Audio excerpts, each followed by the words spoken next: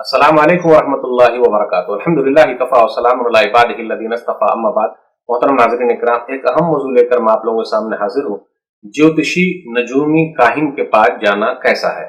دیکھ لیجئے، کچھ لوگ ہاتھ دکھانے کے لیے چلے جاتے ہیں، میری ڈگری بنے گی، کیا ہوگا، میں کب کاروبار شروع کروں، ذرا میرا ہاتھ دیکھ کے بتائیے تو۔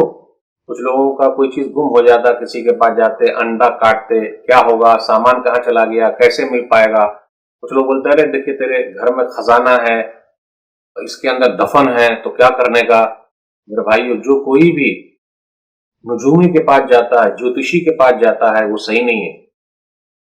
جوتشی کے اپنے بارے میں بتا سکتا ہے وہ کب مرے گا؟ جس کو اپنی خبر نہیں، دوسرے کی کیا خبر دے گا؟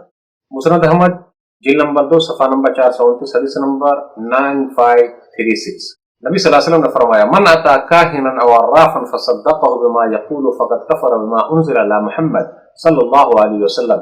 جو کوئی کاہن کے پاس، عراف کے پاس گیا اور اس کے بعد اس کی تصدیق کر دی، جو اس نے کہا اس کو مان لیا، تو اس نے نبی صلی اللہ علیہ وسلم کے اوپر جو چیز اتاری گئی ہے اس کا انکار کر دیا۔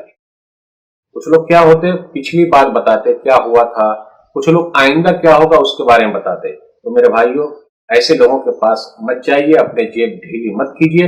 اللہ تعالی ہم سب کو صحیح سمجھ عطا فرمائے۔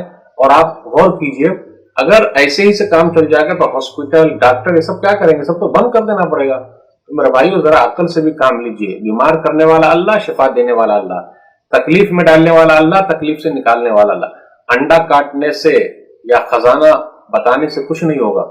اللہ دینا چاہیں گے، لکھا ہوا ہے تو کہیں بھی رہے گا تو آپ کے منہ میں آ جائے گا، اور نہیں لکھا ہوا تو منہ سے آ کر بھی چلا جائے گا، اندر نہیں جا سکتا۔